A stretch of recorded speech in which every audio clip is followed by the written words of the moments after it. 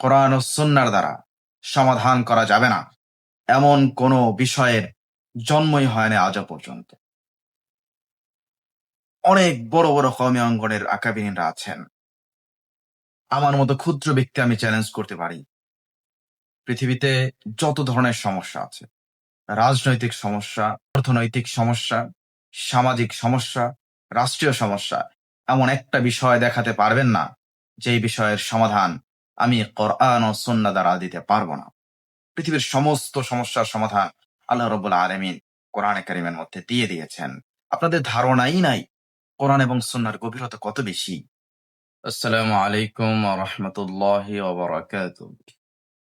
প্রিয় মুসলিম উম্মাহ, অতি সাম্প্রতিক সময়ে আমাদের দেশের কোনো একজন প্রসিদ্ধ সাংবাদিক, যিনি কোনো এক টকশো কিংবা ভিডিওতে কিছুটা তুচ্ছ তাচ্ছিল্যের সাথে আমাদের কওমে মাদ্রাসা, কওমি অঙ্গন এবং কওমি উলামা ইকরামের ব্যাপারে কিছুটা বিদ্রূপপূর্ণ মন্তব্য করে তিনি বলেন যে কওমি মাদ্রাসার আলেমদের দেশ চালানোর কি যোগ্যতা রয়েছে?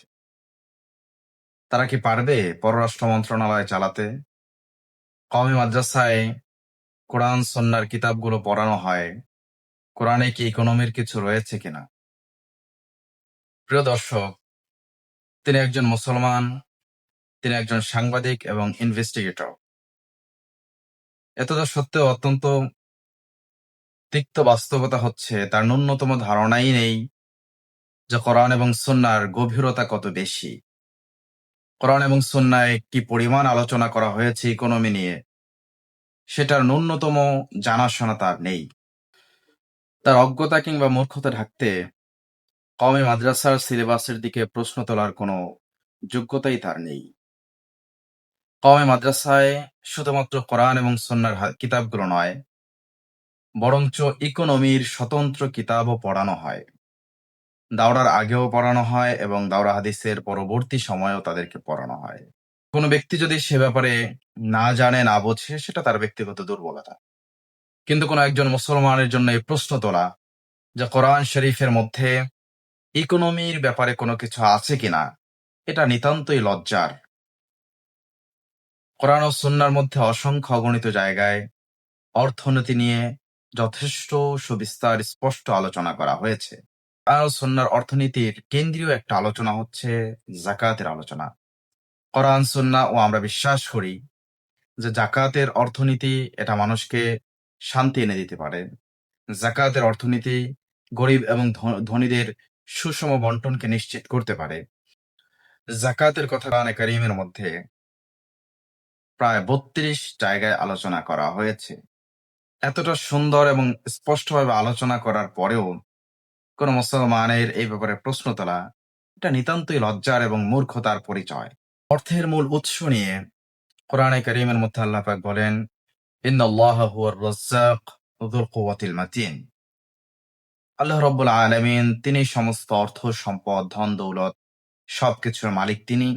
তিনি আমাদেরকে সেগুলো দান করেছেন। সূরা বাকারার ২৬৭তম আয়াতের মধ্যে আল্লাহ রাব্বুল আলামিন বলেন, ইয়া আইয়ুহাল্লাযীনা আমানু আনফিকু মিন তাইয়্যিবাতি মা কাসাবতুম। হে ঈমানদারগণ, তোমরা যে সম্পদকে উপার্জন করছো সেই সম্পদ থেকে উত্তম সম্পদকে তোমরা ব্যয় করো।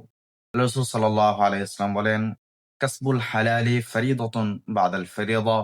সমস্ত ফরজের মধ্যে অন্যতম একটা ফরজ হচ্ছে যে হালাল উপার্জন করা, হালাল টাকা পয়সা ইনকাম করা। অর্থ উপার্জনের উৎসের ক্ষেত্রে প্রথমে আল্লাহ রাব্বুল আলামিন বলেন, আহাল্লাল্লাহুল বাইআ ওয়া হাররামার রিবা। আল্লাহ রাব্বুল আলামিন ব্যবসা বাণিজ্যকে হালাল করেছেন এবং সুদকে করেছেন হারাম। এদিকে আল্লাহ রাসূল সাল্লাল্লাহু আলাইহি ওয়াসাল্লামের সুস্পষ্ট হাদিস, আত-তাজিরুস সাদুকুল আমিন মা'আন নাবিয়্যিন ওয়াস সিদ্দীকিন ওয়াশ শুহাদাই ওয়াস সালিহিন। একজন আমানতদার, একজন সৎ ব্যবসায়ী, তিনি কিয়ামতের দিন নবীদের সাথে থাকবেন, শহীদদের সাথে থাকবেন, সিদ্দিকদের সাথে থাকবেন, সালেহিনদের সাথে তার কিয়ামত হবে। এদিকে একজন অসৎ ব্যবসায়ী, যিনি মানুষকে ওজনে কম দেয়, যিনি মানুষকে খারাপ মাল দেয়, মানুষকে ভালো বলে খারাপ মালগুলো দিয়ে দেয়, এই ধরনের ব্যবসায়ীদের ব্যাপারেও কোরআনে কারীমের মধ্যে এবং আল্লাহ রসুল সাল্লাল্লাহু আলাইহি ওয়াসাল্লাম হাদিসের মধ্যে অসংখ্য অগণিত আয়াত এবং হাদিস রয়েছে। আল্লাহ রাব্বুল আলামিন সূরাতুল মুতাফফিফিনের প্রথম আয়াতেই বলেন, ওয়াইলুল লিল মুতাফফিফিন, যে সমস্ত ব্যক্তিরা ওজনে কম দেয় তাদের জন্য রয়েছে ধ্বংস। যে সমস্ত ব্যক্তিরা মানুষদেরকে ওজনে কম দেওয়ার চেষ্টা করে তাদের জন্য রয়েছে ওয়াইল নামক জাহান্নাম।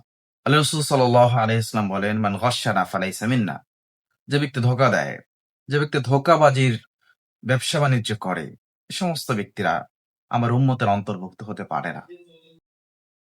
এদিকে শ্রমিকদের মূল্য পরিশোধের ব্যাপারে অত্যন্ত চমৎকারভাবে উৎসাহ প্রদান করা হয়েছে এবং তাগিদ দেওয়া হয়েছে যে শ্রমিকদের ঘাম শুকানোর পূর্বেই তাদেরকে যেন তাদের পারিশ্রমিক দিয়ে দেওয়া হয়। সম্পদের উৎসের অন্যতম একটা মাধ্যম হচ্ছে ব্যাংক থেকে লোন নেওয়া এবং মানুষের কাছ থেকে কর্জ নেওয়া, ধার নেওয়া। এই ব্যাপারেও আল্লাহ রাব্বুল আলামিন কোরআনে কারিমের মধ্যে সুস্পষ্ট আলোচনা করেছেন।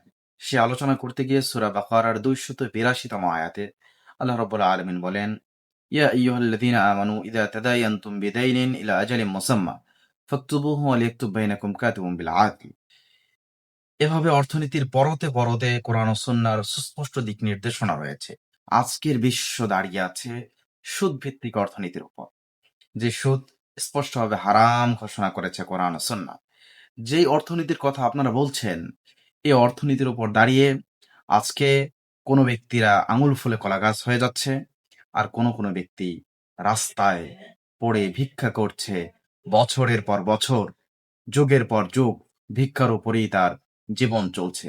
অথচ সুদহীন অর্থনীতির ব্যাপারে কোরআন ও সুন্নাহ কতটা তাগিদ দিয়েছে। যে সমস্ত ব্যক্তিরা সুদ গ্রহণ করে তাদের ব্যাপারে কোরআন সুন্নাহ স্পষ্টভাবে বলেছে যে ফাআযানু বিহারবিন মিনাল্লাহি ওয়া রাসূলিহি, যদি তোমরা সুদ ত্যাগ করতে না পারো তাহলে তোমরা আল্লাহ এবং আল্লাহর রাসূলের বিরুদ্ধে যুদ্ধের ঘোষণা করো। আমাদের যে সমস্ত অর্থনীতির কথা আপনারা বলেন, যে অর্থনীতির ভয় আমাদেরকে দেখান, এই অর্থনীতি তো খুব ক্ষুদ্র বিষয়। আমি চ্যালেঞ্জ দিয়ে বলতে পারি, কোরআন ও সুন্নাহর দ্বারা সমাধান করা যাবে না এমন কোনো বিষয়ের জন্মই হয় না আজও পর্যন্ত। অনেক বড় বড় কওমি অঙ্গনের আকাবিরিনরা আছেন। আমার মতো ক্ষুদ্র ব্যক্তি আমি চ্যালেঞ্জ করতে পারি, পৃথিবীতে যত ধরনের সমস্যা আছে, রাজনৈতিক সমস্যা, অর্থনৈতিক সমস্যা, সামাজিক সমস্যা, রাষ্ট্রীয় সমস্যা, এমন একটা বিষয় দেখাতে পারবেন না যেই বিষয়ের সমাধান আমি কোরআন ও সুন্নাহ দ্বারা দিতে পারবো না। পৃথিবীর সমস্ত সমস্যার সমাধান আল্লাহ রাব্বুল আলামিন কোরআনে কারিমের মধ্যে দিয়ে দিয়েছেন। আপনাদের ধারণাই নাই কোরআন এবং সুন্নাহর গভীরতা কত বেশি। কোরআন এবং সুন্নাহর প্রতিটা আয়াত, প্রতিটা বাক্য এতটাই বেশি গভীর, যেটা বোঝার মতো সক্ষমতা অর্জন করতে হলে অনেক বেশি পড়াশোনা করতে হবে। অর্থনীতির সুবিস্তার আলোচনা পরের বিষয়ে। 2টা মূলনীতি যদি আপনি অর্থনীতির উপরে প্রয়োগ করেন, সারা বিশ্বের অর্থনৈতিক ব্যবস্থা পরিবর্তন হয়ে যাবে। গরিব আর গরিব থাকবে না, ধনী আঙুল ফুলে কলাগাছ হবে না, কালো টাকার পাহাড় কেউ গড়তে পারবে না। কোনো ব্যক্তি খাটের নিচে ডজনের পর ডজন তেলের গ্যালন লুকাতে পারবে না। আপনি শুধু 2টা মূলনীতি রাষ্ট্রে প্রয়োগ করেন। একটা হচ্ছে আহাল্লুল্লাহুল বাইআ ওয়া হাররামা রিবা, সুদহীন অর্থ ব্যবস্থা, সুদহীন বাণিজ্যিক ব্যবস্থা, সুদহীন অর্থনৈতিক সেক্টরগুলো তৈরি করেন। দ্বিতীয়ত আকিমুস সালাহ ওয়া আতুজ যাকাহ, রাষ্ট্রীয়ভাবে প্রত্যেক ধনীর যত টাকা যাকাত আসে পাই টু পাই হিসাব করে তাদের জাকাতগুলো কালেকশন করে এগুলো গরিবদের মাথা পিছু যদি বন্টন করে দেওয়া হয়, আত্মবিশ্বাসের সাথে বলতে পারি এদেশের অলিতে গলিতে ভিক্ষুক খুঁজে পাওয়াটা কষ্টকর হয়ে দাঁড়াবে।